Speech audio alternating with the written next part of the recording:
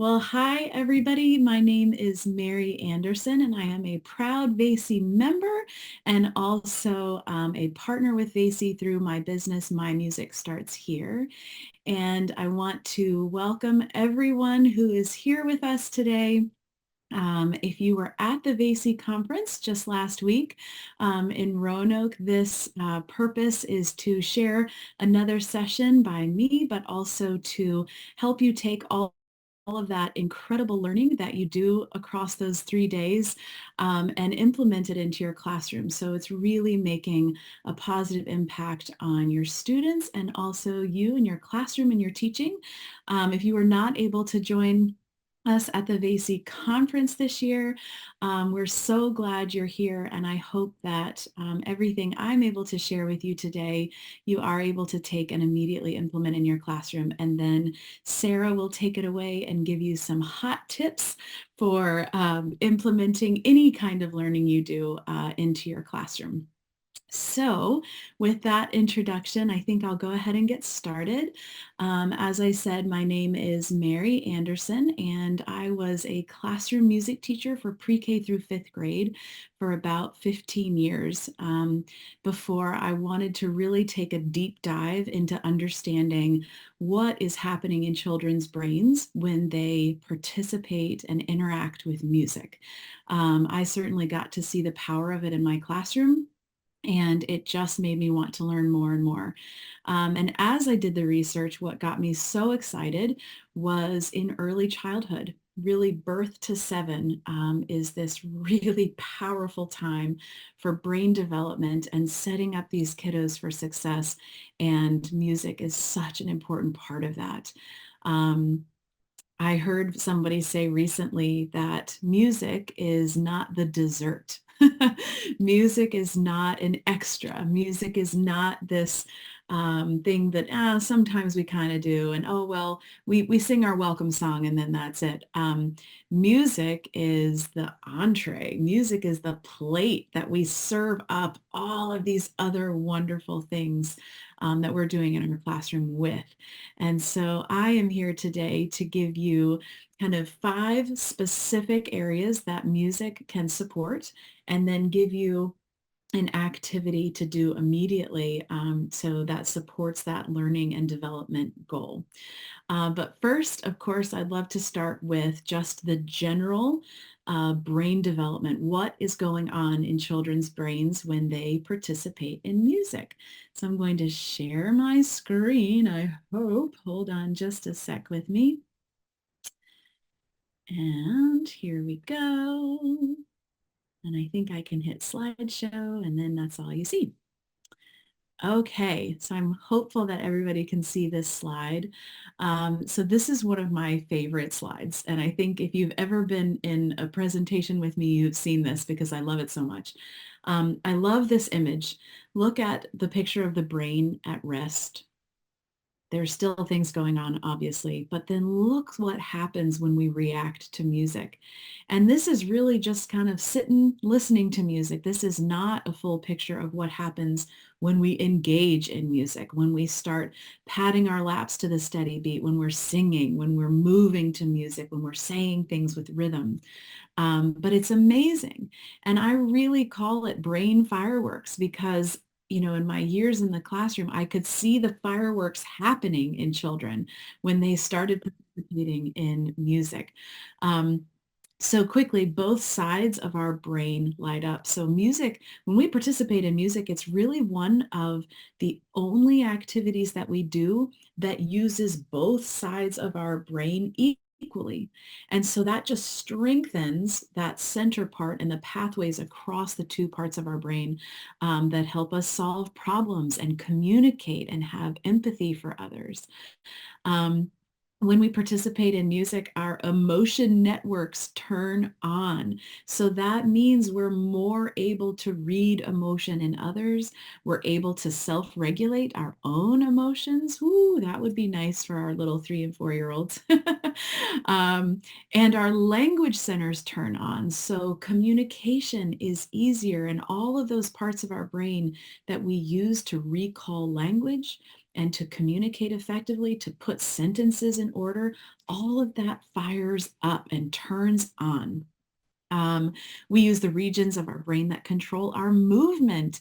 So when you're keeping a steady beat, you might think, oh, that's, anybody can do that. That's so easy. But if you really break down what's happening in this kind of self-control to be able to move your body exactly and hit right at the right time, that takes a lot. And so when we're participating in music, we're using all of those regions of our brain to control our movement, and to know our muscle groups and all of that. And then finally, but I think personally, but I am a musician, but it's most important, is that when we use our whole brain to participate in music, it's joyful. It feels so good. And we're going to talk a little bit later about specifically why it feels so good. So I hope this is giving you just a little bit of grounding in why music is so, so important for children at this age group, really birth to 7, and what is going on. We want them to leave us with strong, flexible brains ready for everything that they're getting ready to tackle and everything that they're going to learn and need to do. We want to set them up for that. And as I said at the beginning, music is not the dessert. It's not the thing that can get cut or, oh, I don't have time for that today. It's really how children play. And it's one of the best ways that we can support their whole development, and getting them ready for kindergarten or whatever comes next. Life, really, right? All right, so let's dive in a little bit. And oh dear, let's see. This worked before. Okay, there we go. I just click on it. So in my description for this session, I broke down 5 learning goals for children, and I want to talk about those, how music can support those, and then I'll immediately follow that with a specific activity that you can try tomorrow or try on Monday if you're on spring break. So let's talk about early literacy skills. I don't think it's a stretch in any way to think about how music can support literacy because of finger plays and poems and nursery rhymes and songs. All of that is developing a child's vocabulary, right? It's all going in. But specifically with learning how to read, when children can identify and keep a steady beat, the research is just mind-blowing, really, that tracking children that have the opportunity to keep a steady beat to music, and I'm gonna show you that in just a minute. Um, Later on, by 3rd grade, they're stronger readers. And the reason for that is that when we keep a steady beat, we are lighting up and using and strengthening the same parts of the brain we need for learning how to read. It's the same part of the brain.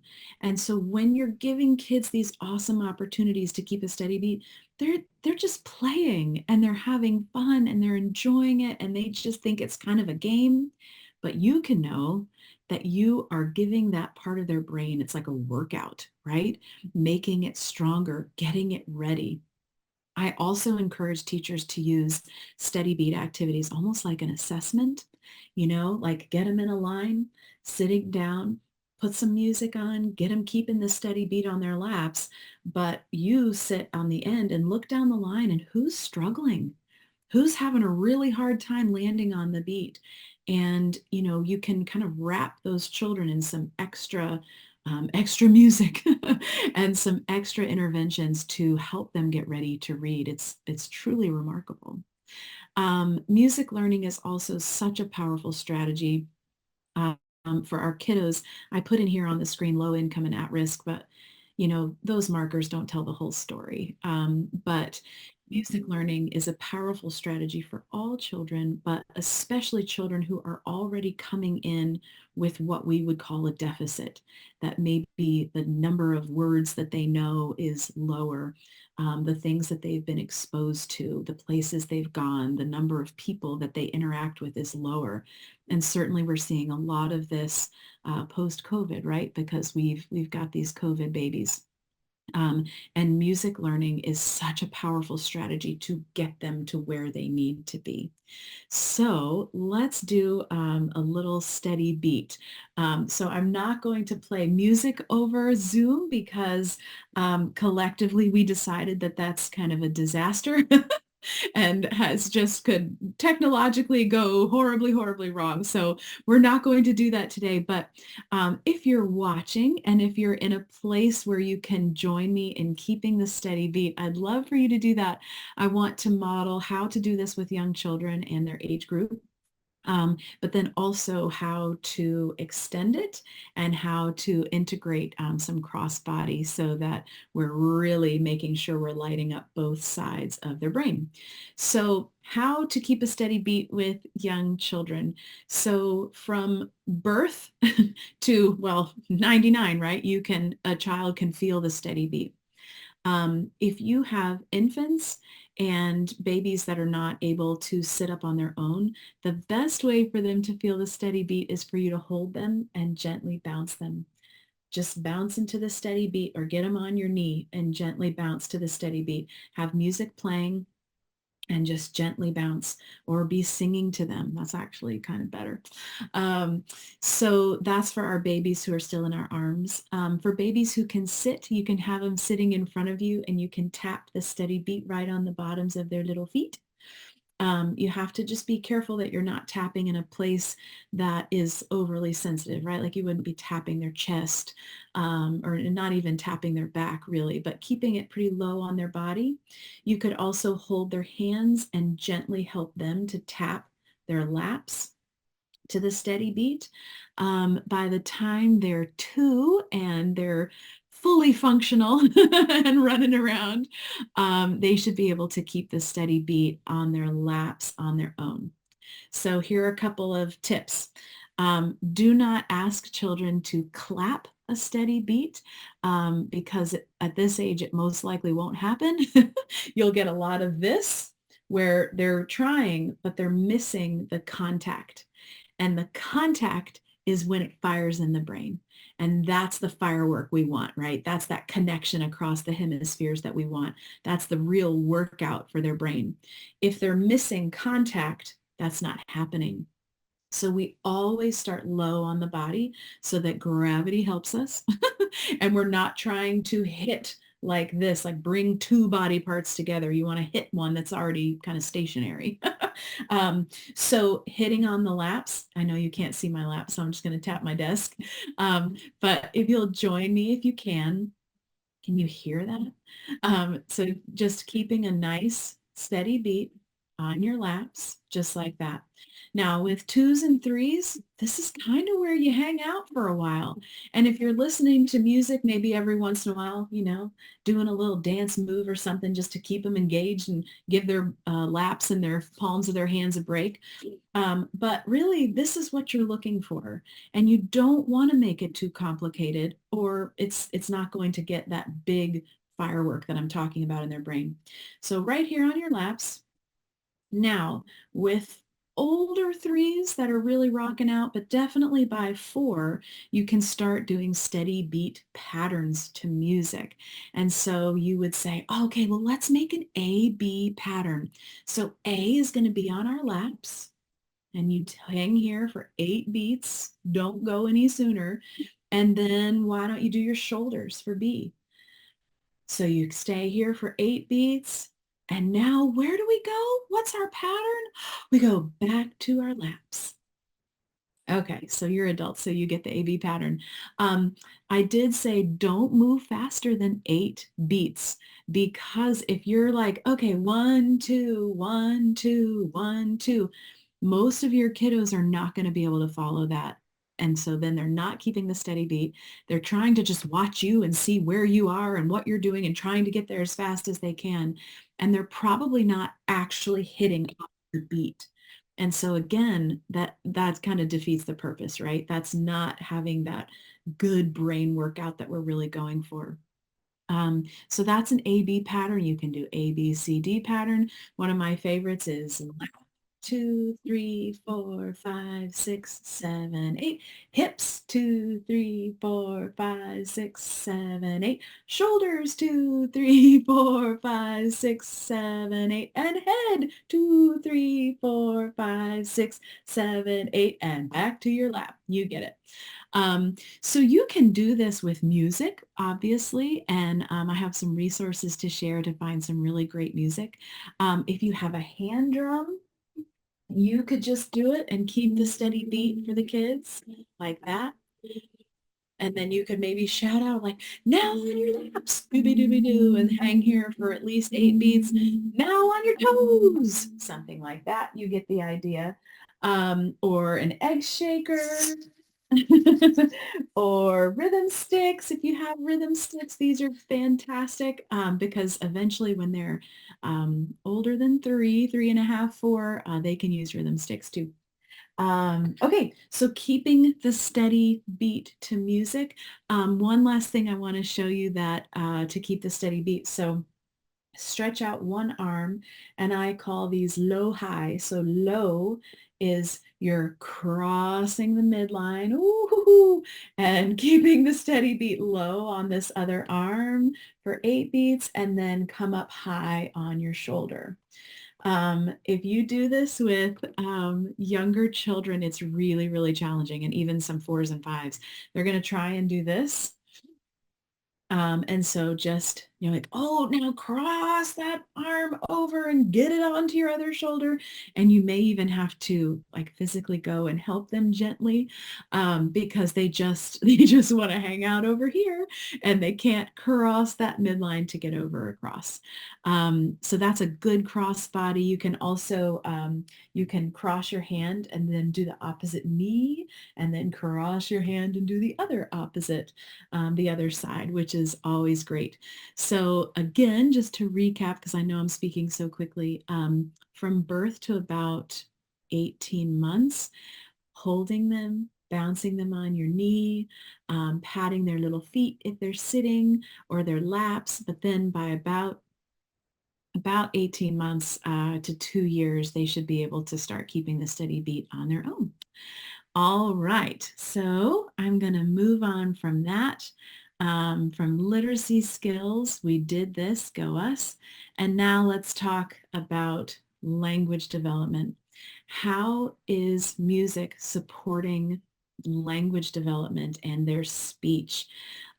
So everything a child uses when they participate in music and speaking finger plays enhances their auditory working memory.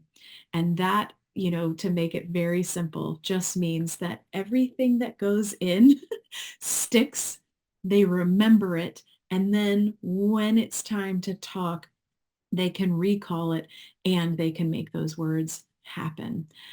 Finger plays, which I'm going to share one with you right now, also supports basically children being able to put their words in order, right? It's so adorable when they're first learning how to talk and out comes all of this little bit of a jumbled mess.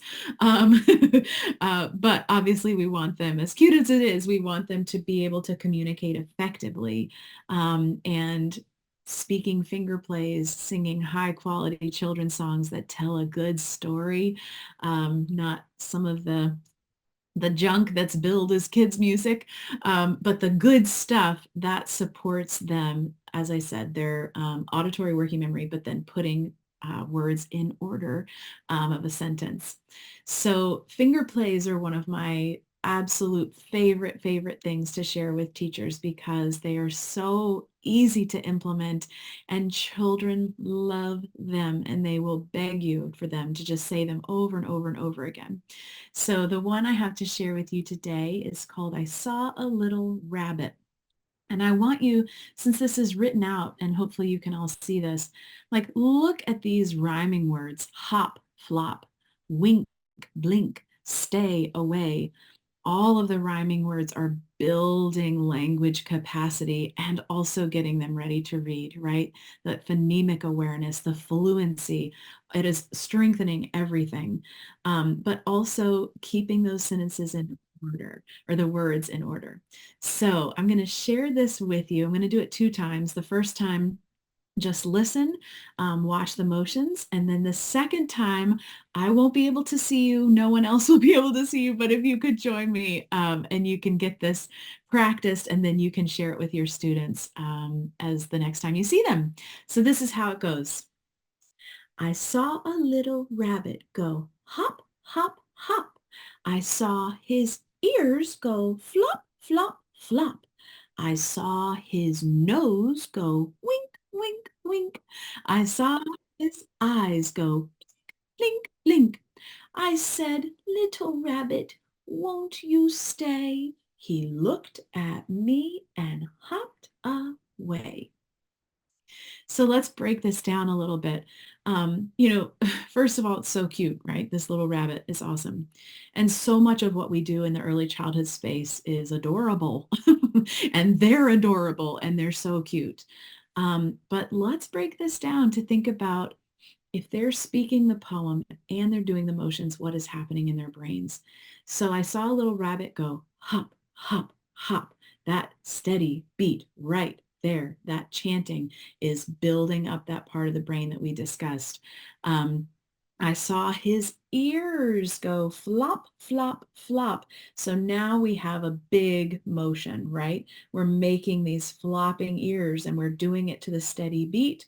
We're also bringing our arms up, getting them up on our head and making this ear motion. And then it's a rhyming word. That's a bonus. And we're also talking body parts, right? We've got ears, nose, eyes, and we're imagining this little rabbit hopping. Nose going wink, wink, wink, kind of this fine motor development. Oh, that made me sniffly. And then eyes going blink, blink, blink, blinking your eyes. I taught this to a group of kiddos. I guess it was within the last couple of years. And we had this long conversation about winking and blinking. And so, oh my gosh, now we're talking about vocabulary and thinking about, well, what's the difference between a wink and a blink and how can your nose wink? They were really stumped on that. Okay, so this time I'm going to say it again and I want you to join me and I want you to do it as if you are introducing this to young students. So don't say it like a robot. But as if you're going to introduce this to your kiddos the next time you see them. All right, are you ready? Here we go. I saw a little rabbit go hop, hop, hop. I saw his ears go flop, flop, flop. I saw his nose go wink, wink, wink. I saw his eyes go blink, blink, blink. I said, little rabbit, won't you stay? He looked at me and hopped away. Awesome. If you joined me, thank you. And if you didn't, I hope that you'll share this with your kiddos. Some quick mastery age levels. So for, birth to 18 months or so, you're just saying it over and over and over again. You're saying it with a nice steady beat. And as they get a little bit older, maybe they're starting to do the ears and the nose and the eyes with you and can do a little hop like that. By 2, they should be able to do all the motions with you. Maybe not memorized, but with you for sure. By 3, they should be able to do the motions without your help. So after you've done this for a while, you can speak the poem, but don't do the motions and see if they can do all the motions with you. And by 4, they know all the motions by themselves. They know all the words by themselves and they can lead it. So if you're standing waiting for the bathroom or waiting to get into the gym or whatever it is, ask a student to lead a finger play and you've got an easy transition that engages all of your kids. Okie dokes, I'm going to keep moving. So the third one goal that I wanted to talk about today is social emotional development. So music is such a powerful tool to help our children learn how to regulate their emotions, to be able to communicate in a healthy way, but also to recognize emotions in others and to feel like they're part of the community, your classroom community. And what does it mean to be a good community member? This word here on the slide, pro-social behavior. So being able to regulate what is going through you so that you're a good community member and you're not reactive and you're not seeking out to hurt others. High quality music supports all of this in a really, really major way. My session at VAAEYC this year was all about just this one topic for an hour and a half because there's so much. But one activity I just wanted to share with you quickly is I call it move when I move when I stop. And this helps children turn on these mirror neurons.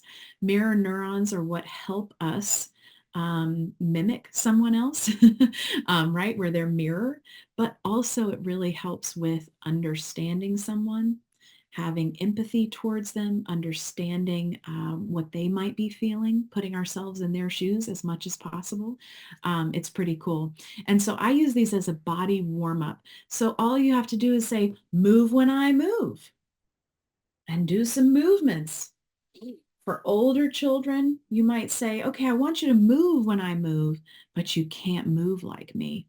Ooh, okay. So now we're challenging them to, okay, she's moving. That means I have to move too. Oh, but I can't move like her.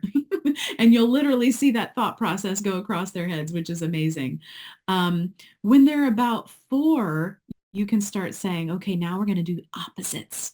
And when I move, you stop. But when I stop, you move. Oh my gosh, their brains just, right? But using these types of things as body warm-ups is such a great way to help that transition from home environment to school environment in kind of a gentle, playful way, but also really turning their brains on and getting them ready for learning. That's the only activity I have for social emotional because we're going to kind of keep talking about social emotional with love, joy, and connection. This is a really dense slide. It has a lot of big words on it, but I'll try to simplify it, is that adding more love and joy in your connection in your classroom. What better gift can we give ourselves? And what better gift could we give our students in, especially the world we're living in just feels so chaotic and messy. But you can create this loving, safe space in your classroom where it feels safe to take risks, where it feels safe to make mistakes, and that you and your students feel connected to each other. And that can happen through making music together. And it's the secret sauce is in whole group music making, when you're all singing songs and moving together. And this is the sciencey part of it, this slide, all of these giant words, that when we make music together, look at all of this that happens. Endorphins, serotonin, oxytocin, dopamine, all of these chemicals we have in our body are released. And so they make us feel good. But when they're released in our bodies, they're also released out into the air. And so we all collectively feel it and we all feel good. It gives us this sense of wellness. It reduces stress. It even strengthens our immune systems. What? I remember reading this for the first time and just thinking, oh my gosh, we all need to be doing this all the time. We would feel so much healthier and happier. But then I also think it's important to know that when we're singing together, even more good stuff happens. So if we're like moving to music and we're keeping a steady beat to music, all of that I just mentioned happens. But the singing kind of takes it to this next level because of everything that happens in our bodies when we sing. It triggers our parasympathetic nervous system. And again, lots of big words, but basically it just makes us calm down, relax, and feel safe, and to make us feel bonded to others. So I want to give you a couple different songs to sing here in a minute. But I had to also show this slide. I work with so many teachers, and it's truly just one of my favorite things to do. And I grew up in a musical family. I have degrees in music, and so I know that singing comes really easy to me. And I've had more than one teacher point that out to me of like, well, yeah, singing's fine for you, but I'm not singing. I'm not doing it. And I completely understand, and I want to support you to do that. But I also want you to think that if it's not comfortable for you to sing, if you try it and you do it, it's almost even more powerful than it is for someone who sings all the time, because you're really making yourself vulnerable. And that is what the children will feel. They're not going to sit there and be like, your tone was a little off, and ooh, you were kind of pitchy on that. I didn't like that at all.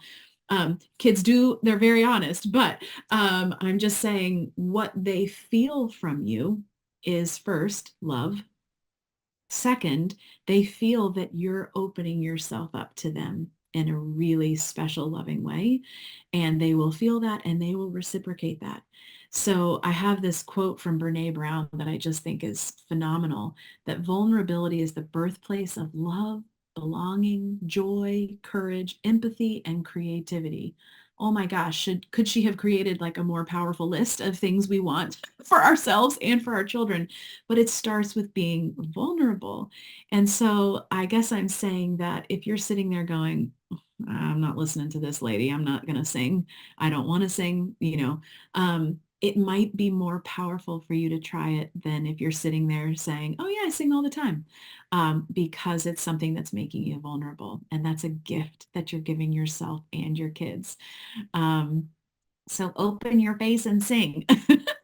And I will show you, I'm going to two songs that I can give you really quickly to do that, an easy place to start. But before we do that, just kind of my final thing here is, I've said that music is not the dessert. It's not something that can get cut. It's a fundamental piece, a part of how a child grows and develops and plays. They learn through play, and music at this age is play, especially if we are also setting that stage where it's not criticized, it's not judged. But also, when we share music with children, we're tapping into something that is in our DNA and it is in our cells. We as humans are made to connect with each other through music. If you think about the very, very first sound every single one of us heard as we were growing in utero, we heard mama's heartbeat. That's a steady beat. And that was the first sound that we heard and that we felt.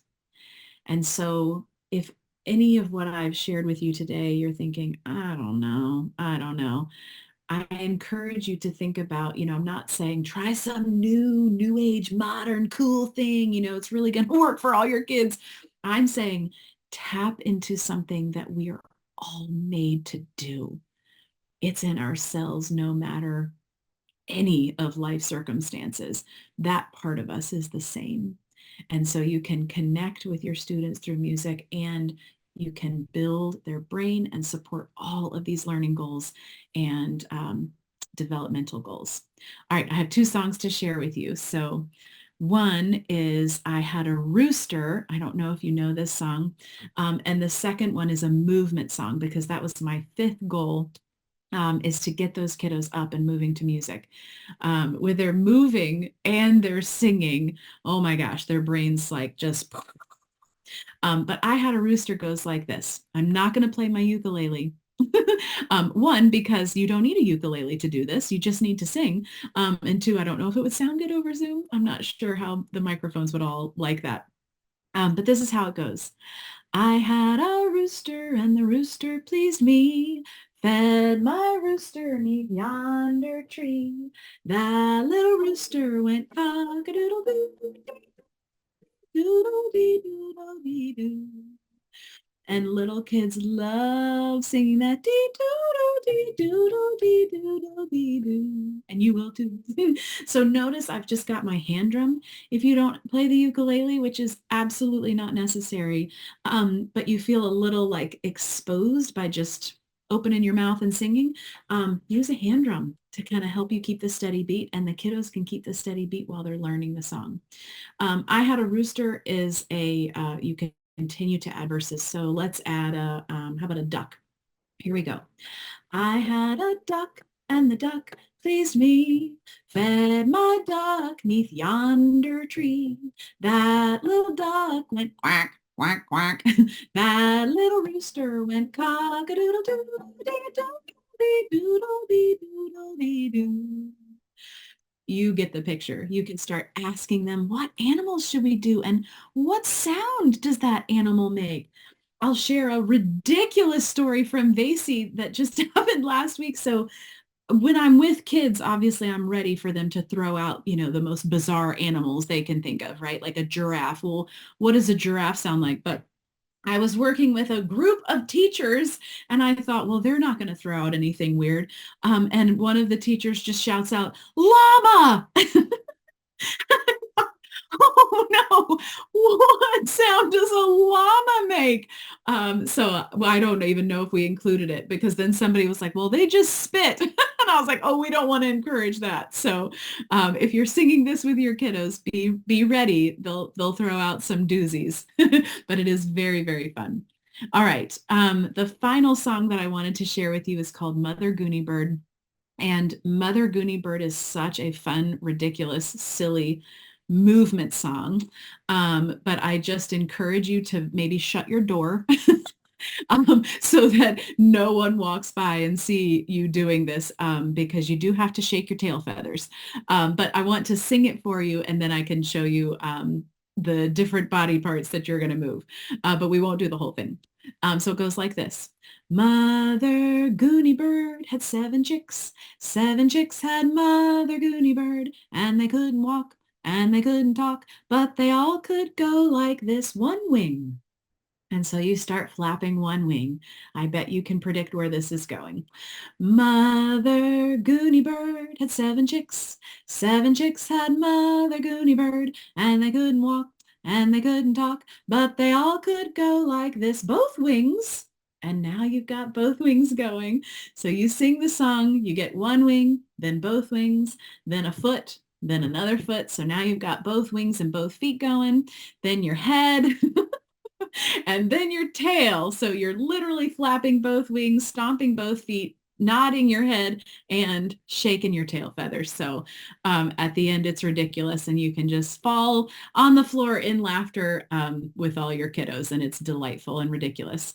I taught elementary music pre-K through 5th grade, and I would have 5th graders begging to do Mother Goonie Bird that I taught them, when they were in kindergarten. Okay, well, to wrap up, I just have some resources to share with you. Obviously, I'm super, super, super passionate about one, sharing music with children, but also supporting teachers to feel confident in sharing music with children. I've developed a program for early childhood educators, and you can find that at mymusicstartshere.com. This is a QR code to subscribe. We send out one newsletter a month with tips and ideas and videos to help you start to integrate music into your classroom. So that's one resource. We are also on Spotify. So if you're looking for music to do those steady beat activities, if you're looking for some music to help you with transitions, or maybe for mindfulness, for helping kiddos self-regulate and calm down, maybe after a big outdoor recess time or before nap time, we have a playlist for that. So you're welcome to check us out on Spotify. We have music for mindfulness, for transitions, and for active listening. There's some good stuff on there. And then, let's see. This is our message. So you've listened to me talk now for quite a while, and I'm so honored to be able to share all of that with you and to be a part of VAAEC, obviously. So let's just close this part of our session with, this is the message that we use at the end of our PBS show, and we invite children to be our echo. But I have found that I use it a lot in my life when I come across hard things, and we've heard from lots of educators that they use it too. So let's just all say it together. I am brave. I am curious. I am strong because I can do hard things. That's an important one. I am a beautiful learner.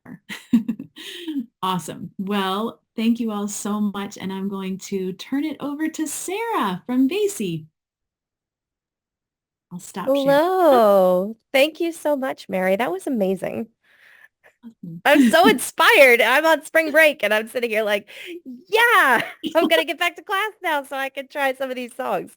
It's amazing. And it's really kind of a perfect tie-in to the what's left of our discussion. We wanted to kind of talk about bringing VAAEC home. So I hope you're all feeling as inspired as I was by Mary's amazing session. And all of the sessions, right, that we saw at the VAAEC conference, I know that we all had just some really amazing experiences. And I did want to talk a little bit about how we're going to effectively use all of that information because I know there was a ton of it. And now we're back here at home. So what are we going to do? And one of the big things that I wanted to talk about is all of the notes that you had during conferences. I know that you had these amazing light bulb moments, right? These these, did you guys take down, I mean, I know, just pages and pages and pages, right, of these fantastic, exciting ideas, right? How to tell a news story, how to sing a song, ways that you're going to just implement some small changes. So one of the first things that you're going to want to do when you get back from VASI is organize those notes, right? Like identify specific, go through and organize them nicely, and then start to identify the strategies that you're going to want to pull out from those. Um, Things that you want to implement in your classroom, things specifically that you want to share with the people around you. One of the best techniques that I've found in the past for going to conference was kind of distributing our workforce at conference. As we're in there going and seeing different sessions, I know it's a little bit of a leap to kind of go to a session by yourself rather than with your community, with the people that you kind of traveled with.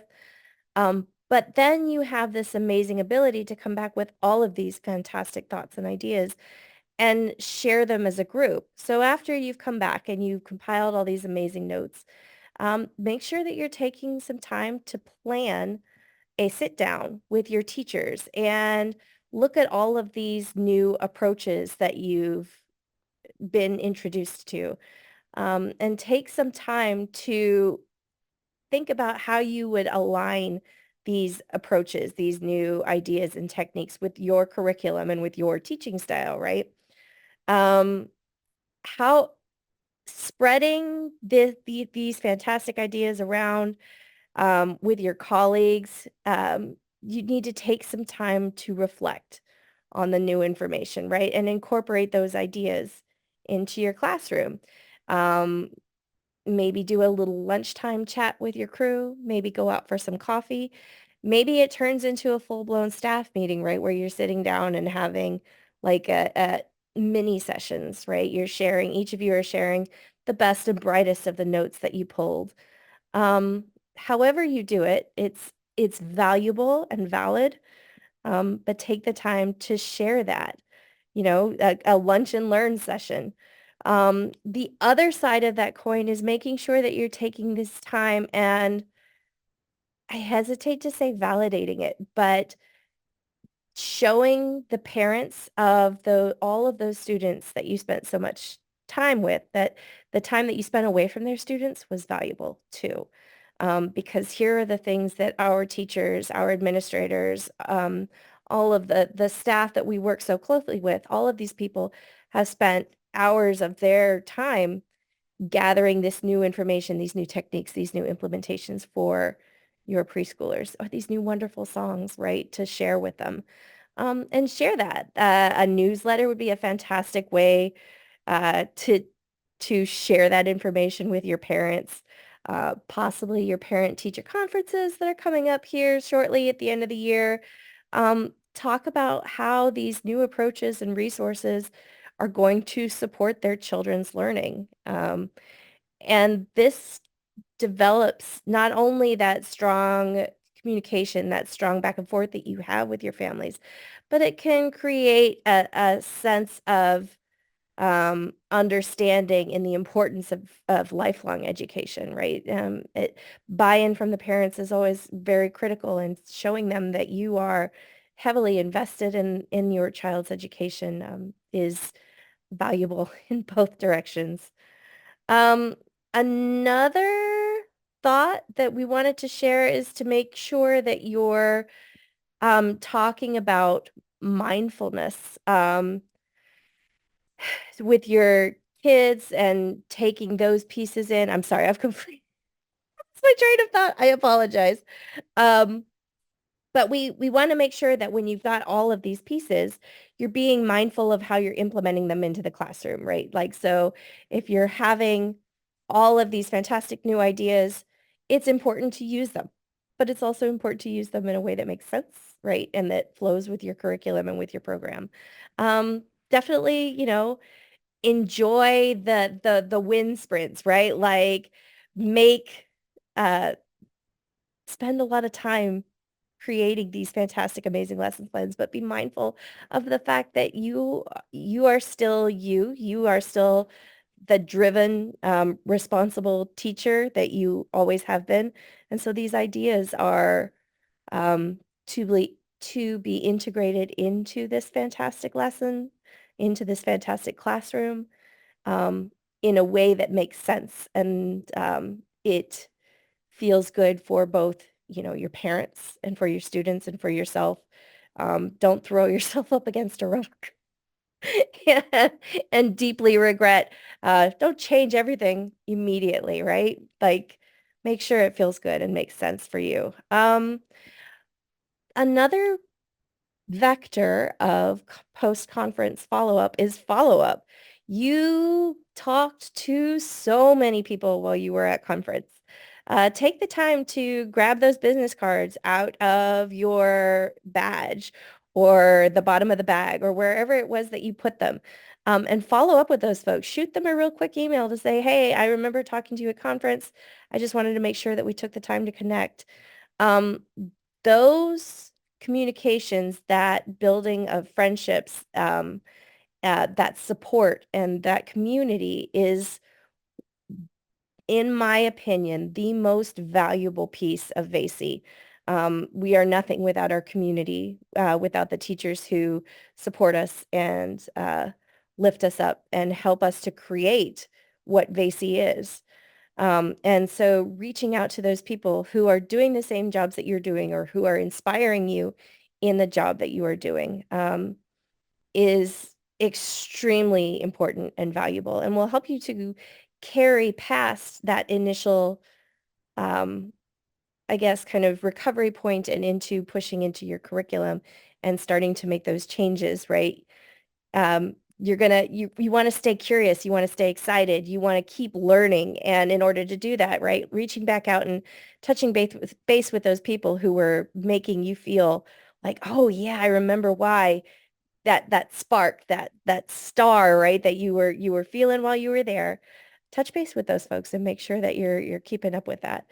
And also make sure you're taking some time to reflect on your experience, and set some goals for next year, right? We've got another conference coming up next year in Virginia Beach. And Virginia Beach or Richmond? Uh-oh, someone help me. I think it's Virginia Beach. Hampton. Hampton, yay! Yes, so in the Hampton Roads area, and it's you've had an experience with the conference. And now if this was your first one, now you kind of know what the shape of it is, so make some plans, right? You're going to go out next year and here are the things that you're going to do. And if you find yourself coming back with thoughts about things that need to be different, thoughts about things that you're hoping to see more of, to see less of, to see better of, to see, more time spent in community, more time spent, with short sessions. Anything that you can think of, please reach out to VAAEC. I mean, our Facebook page is a good point of contact. Our web page is a fantastic point of contact. All of the email addresses everywhere on our website. Please reach out and touch base with us and tell us what we can do to make this a more valuable experience for you. As I said before, our community is the most important, in my opinion, our community is the most important piece of VAAEC. And we are nothing without the support of the people that make up VAAEC. And so we want to make sure that we are offering the best that we can to you. And if there's something that needs to be better, if there's something that needs to change, if there's something that there needs to be more of, just let us know. This is the power of the people here. You guys are on the ground, the grassroots of this organization. You have the ability to affect change.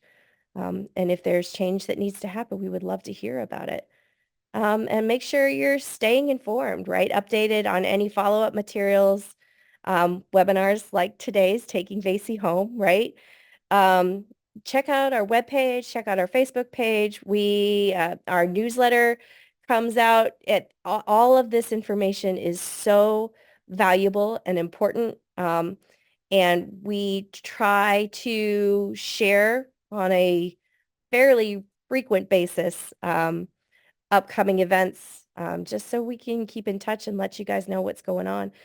But again, if you have thoughts in the interim, please don't hesitate to reach out and let us know. Um, and then beyond that, I know that in the chat box, I think a couple of times there was shared a conference journal. And I would highly recommend if you get a chance to check that out. If we could drop that in just one more time. I don't think we've had anybody join here in the last little bit, but and I imagine that that would also be included on our Facebook page as well. But just use that to roll through the notes that you have. It may help you to kind of organize your thoughts about a particular session or maybe many of your sessions. You can use one sheet and rough out all of your sessions on it. I would recommend using one journal entry per session.